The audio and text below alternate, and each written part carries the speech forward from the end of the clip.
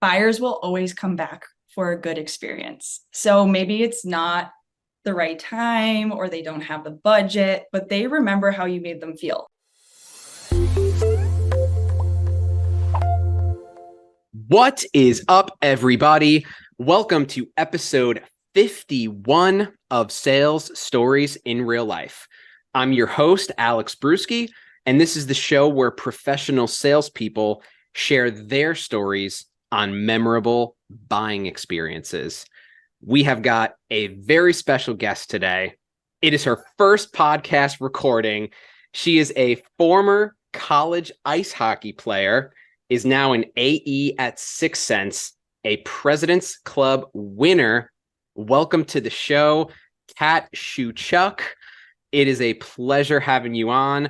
I hear that you had a really interesting buying experience when you were looking for sneakers. What happened there, Kat? Yeah, so thank you so much, Alex, for having me on. I'm bummed I didn't bring any popcorn for you. Gosh darn it.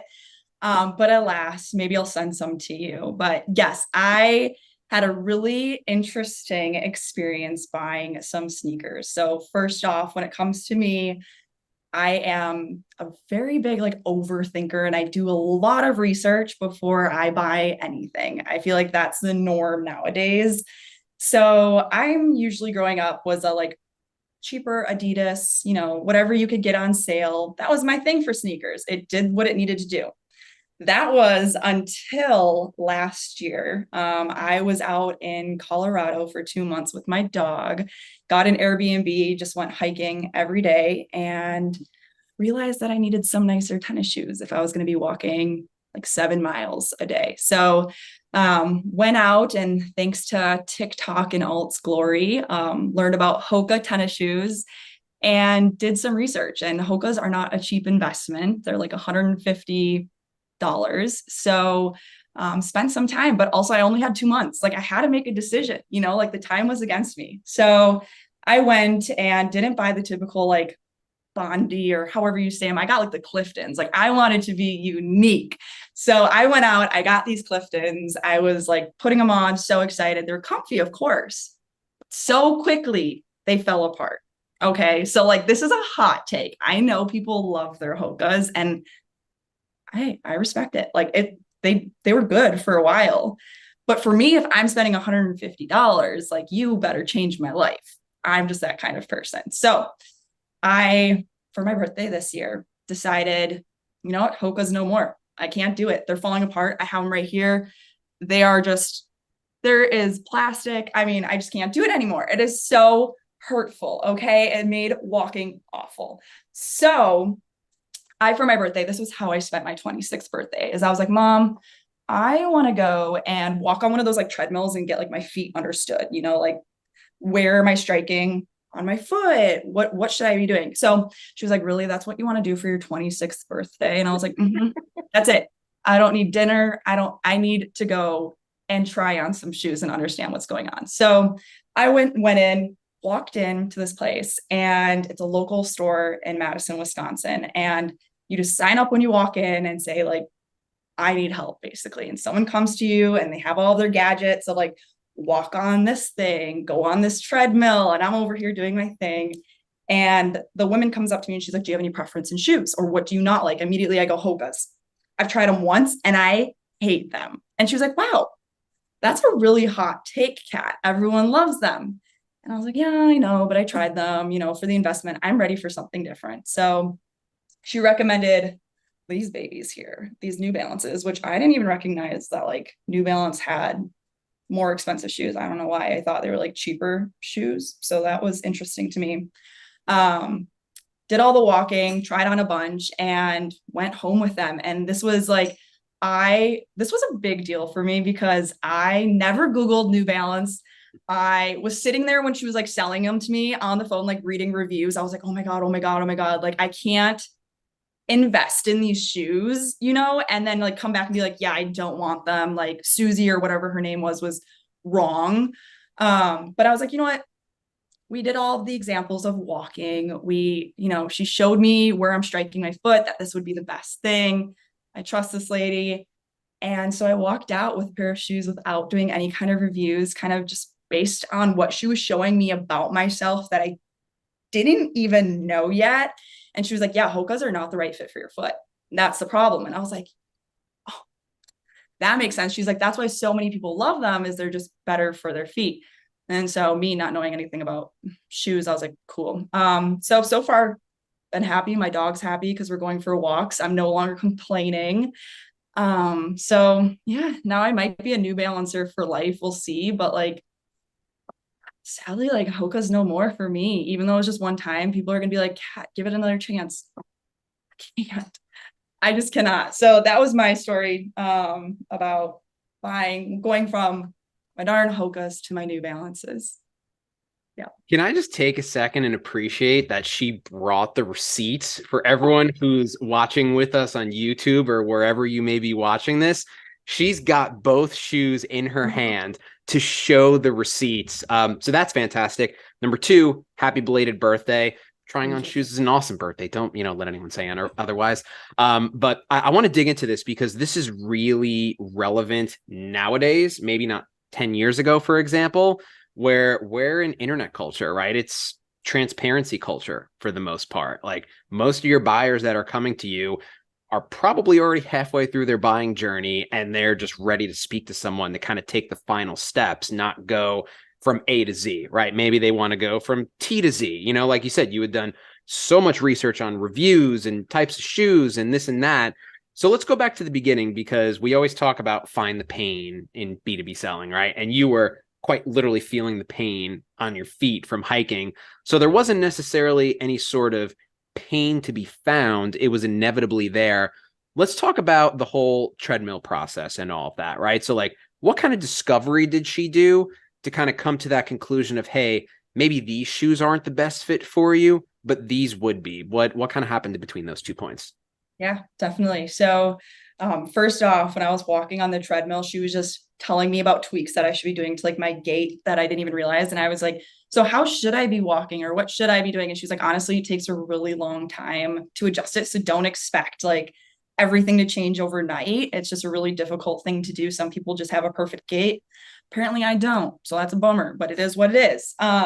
So it was more so just like showing me kind of what I'm missing out on today, if you will, of like, hey, this is what the technology is telling us. Try on these different shoes. She brought out like 7 different pairs that she thought would be like a good fit for me. And I tried on all of them, walked around, went on the treadmill. So it was more so just like presenting it to me, not saying like, oh, you have to buy New Balances, which I feel like in B2B sometimes when it comes to like competitors or whatnot, like we always want to go for the throat and be like, no, you need us. And it's like, well, why don't we just like present what we do best and like understand if it aligns with what the person wants? And at the end of the day, like we're all individual humans, we're adults, we can make decisions. We hope that they go with us. So it was less about the discovery and more just like, here, this is what we see, and you do with that information what you want. But that's also at the same time beautiful because it wasn't quite like, hey, you should really get these, right? It was, hey, I know you don't want Hokas, right? You walked in and you said, I hate Hokas, I don't want those. So you kind of gave her a bone there in a sense.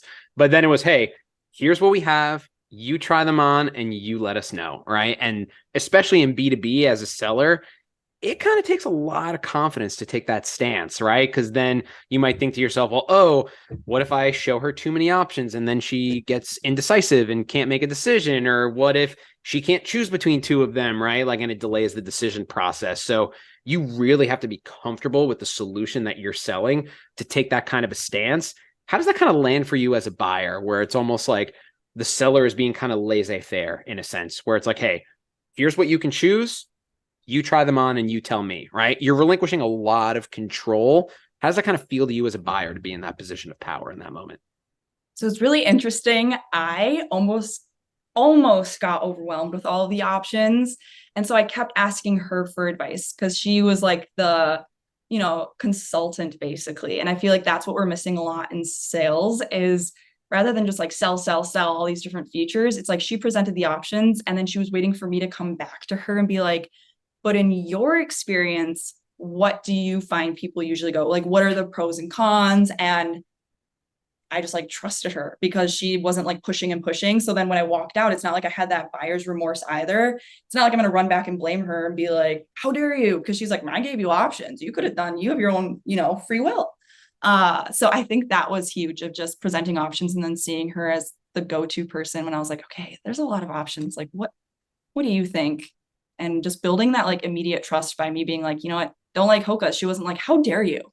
She didn't belittle me for that. And so I feel like that immediately too built some trust between us.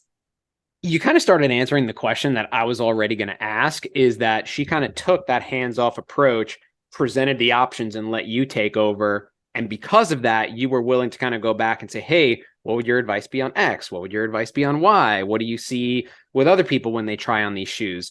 What if she'd kind of taken the opposite approach, right? What if it was, hey, you should really look at these New Balances, like they're the best model yet. And, there's blah, blah, blah research that says these are the best hiking shoes.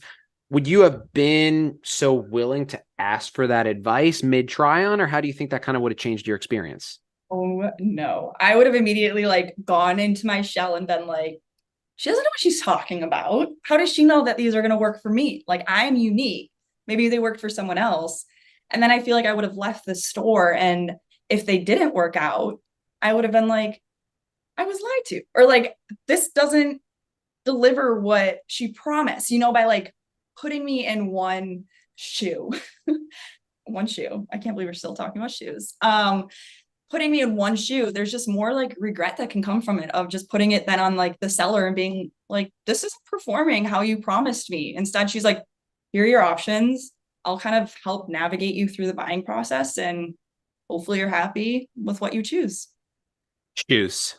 Let's get some shoes. Yep. I hope people that are listening know that reference. I pray. That, I know. whoever knows that reference, we're now best friends. Mhm.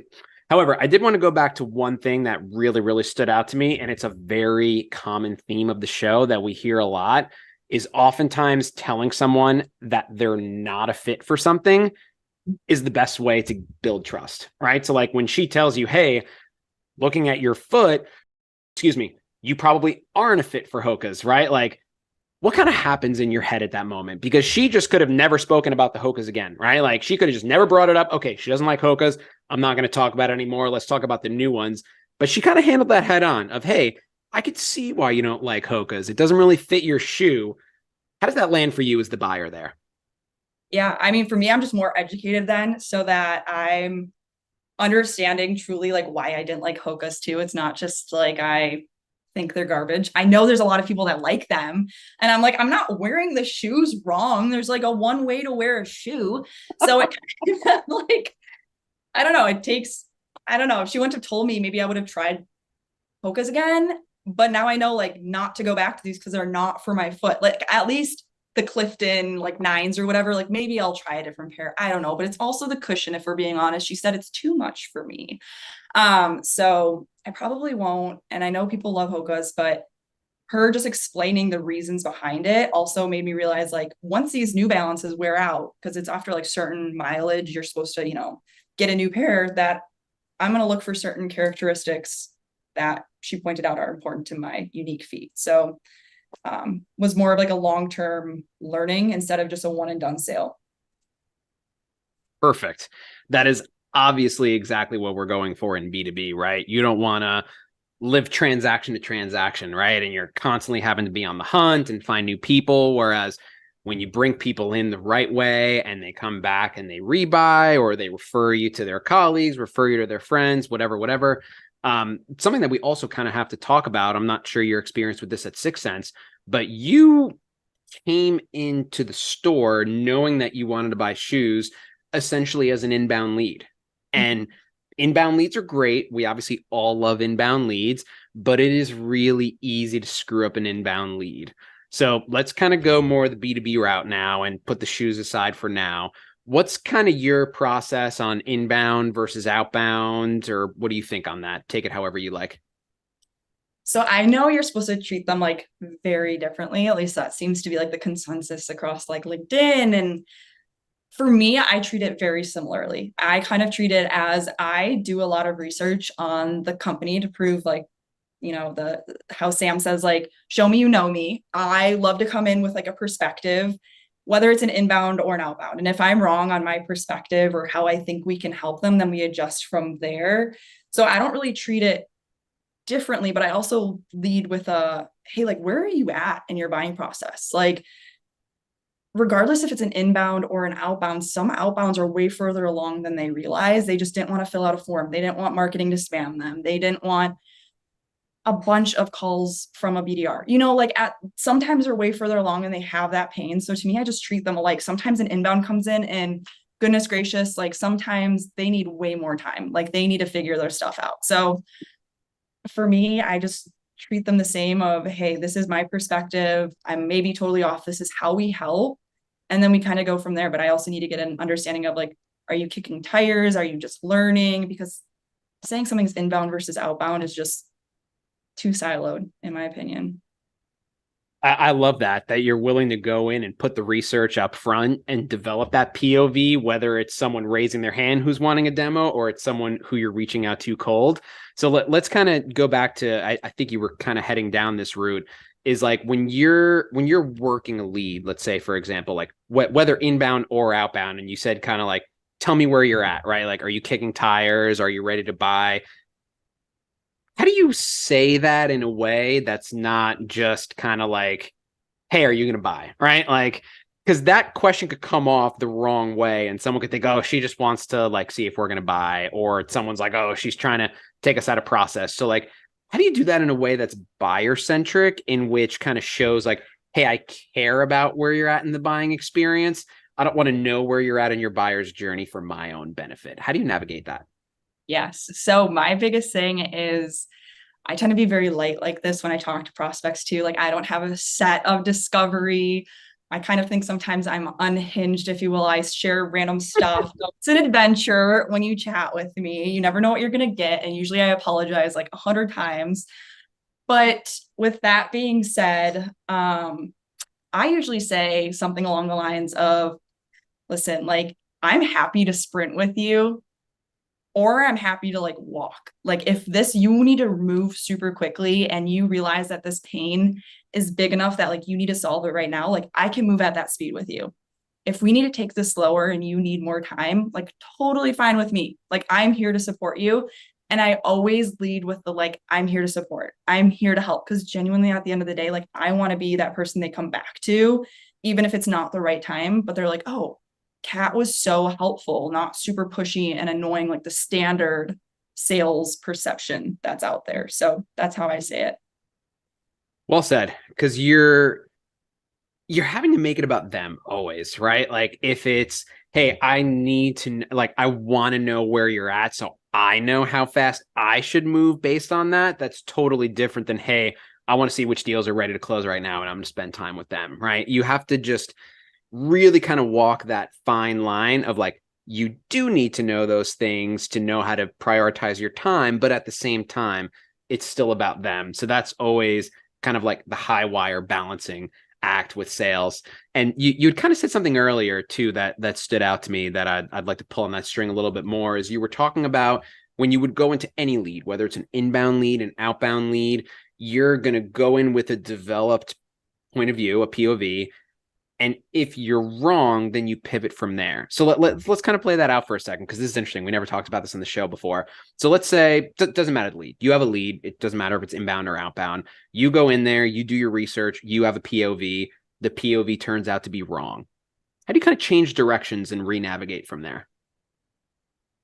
Well, when I share my point of view, I usually preface it. Like, I think that's super important. You can't be like, oh, I know your business. That's not going to land well. Instead, I usually go in there of like, hey, listen, I did my best. Like, I don't know your business as well as you do. The internet can lead me astray a lot, but I did the best that I can to understand like what might be a priority and why we're chatting and why other companies similar to you all chat with us. And that kind of also takes the onus off of me. They're like, oh yeah, like of course it would be difficult. She doesn't know everything about our business. So that makes it easier too, that if I'm wrong, there's like 37 use cases that 6 Sense can solve for. So there is a lot, but I think it's like making it more comfortable of I could be wrong. I could be wrong, but honestly, this is what I'm hearing. So let me know if this is right. If not, let's work on like a new POV together. So I think it's just having that. I feel like so often salespeople are like, script, ask these questions, robot or whatnot. And it's just like, talk to a human. And that took me a really long time. When I was an SDR and a BDR, I was a script gal through and through. I'd be like, what are your pains? What is your timeline? Who's the decision maker? Like, I was the worst, genuinely the worst. Like, you can't even be like, Kat, I doubt it was that bad. No, like, I was genuinely so bad. So now I'm like the complete opposite of that. I'm just like, I'm here to support you and help you. Let's see if we can do it. That's fantastic. I'm so the same. It's like framework over script because framework constantly adjust, right? Frameworks take it to account. I love how you did it. Like, hey, I may be wrong, but this is what I think. That's a really, really great way to build trust. So that's kind of masterful there. And we've talked about a whole lot, Kat. We covered a lot of topics, many not talked on the show before. So this has been excellent. For the folks that are still with us and still listening, we appreciate you a lot. What would be the one takeaway that you'd give to our B2B folks, right? If folks are going to take one thing away from this episode, what would be that one takeaway you want them to walk away with? Buyers will always come back for a good experience. So maybe it's not the right time or they don't have the budget, but they remember how you made them feel. So if they see you as that like consultant or someone that taught them something new, or you just made them laugh in their work day, like obviously we want to add value, like just throwing jokes out there is not great, but they'll always come back. Like it's absolutely shocking how many people will be like, hey, I remember this one thing we talked about and now it's a better time, like that it sticks with them. So that would be my biggest thing, is just like, I get we're all tied to like a quota, but like stop with like the pushing, and just like see it as another human and how you would want to buy. If someone was pushing me, I'd be like, goodbye, never talking to you again.